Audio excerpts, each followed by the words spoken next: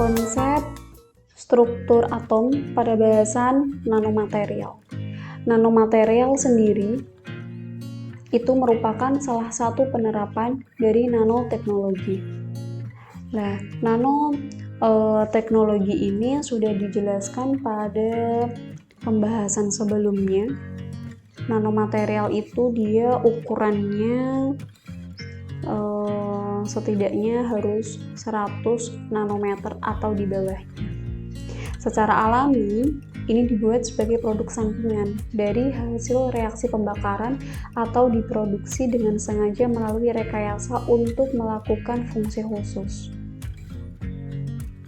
Bahan-bahan dari nanomaterial ini dapat memiliki sifat fisik dan juga sifat kimia yang tentunya berbeda dengan rekan-rekan bentuk masalnya atau bentuk yang lebih banyaknya. Gitu. Bahan yang direduksi menjadi skala nano atau yang diperkecil gitu dalam skala nanometer tiba-tiba dapat menunjukkan sifat yang sangat berbeda dibandingkan dengan yang ditampilkan secara makro yang lebih besar. Contohnya zat buram menjadi transparan tidak terlihat seperti itu, seperti zat tembaga. Bahan inert dia menjadi katalis. Inert itu dia tidak bereaksi, dia bisa menjadi katalis. Katalis adalah zat untuk mempercepat reaksi, contohnya platinum.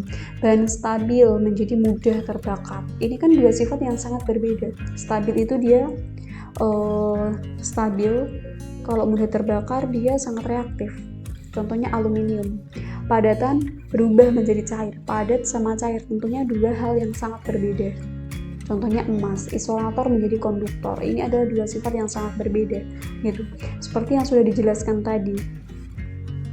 Bahan yang direduksi menjadi skala nano, bahan yang direduksi dalam skala nano tiba-tiba dapat menunjukkan sifat yang sangat berbeda dibandingkan dengan yang ditampilkan pada skala makro, skala besarnya. Gitu, sudah disebutkan tadi. Kemudian karakteristik material nanomaterial, karakteristiknya itu dia menjadi sangat berbeda dalam dua hal. Yang pertama, nanomaterial itu memiliki surface area yang lebih besar daripada materi awalnya. Kemudian yang kedua adalah efek kuantum. Efek kuantum yang mendominasi bahan dari nanoscale atau skala nano, terutama pada pengaruh optikal dan juga sifat magnetik material. Gitu. Surface area itu adalah luas permukaannya sehingga dia lebih besar karena bentuknya lebih kecil gitu.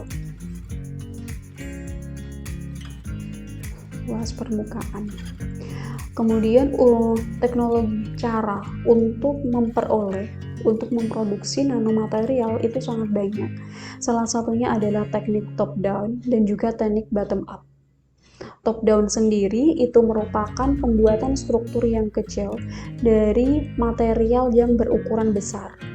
Kalau bottom up itu penggabungan atom-atom atau molekul-molekul menjadi partikel yang berukuran lebih besar gitu.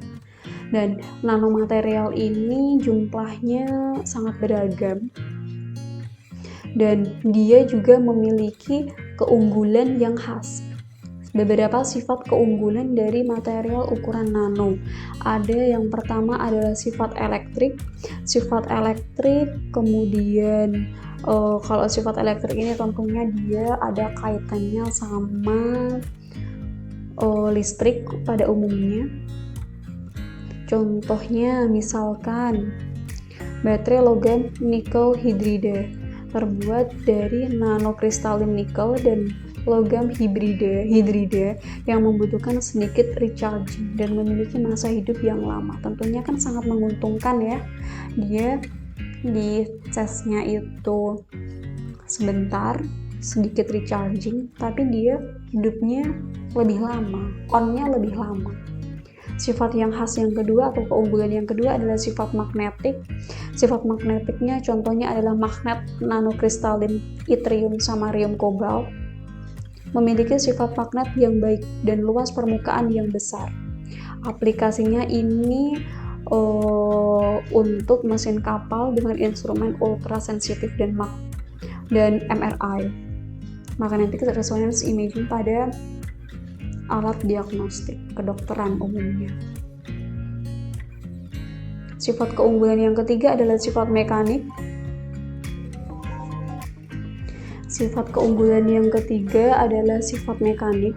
Sifat mekanik itu contohnya diterapkan pada pelapisan mobil karena sifatnya yang kuat, keras, dan juga sangat tahan terhadap erosi. Yang keempat, sifat optik. Sifat optik ini nanokristalin memiliki sifat optikal yang menarik, berbeda dengan sifat kristal konvensional. Contohnya elektrokromik untuk layar LCD gitu.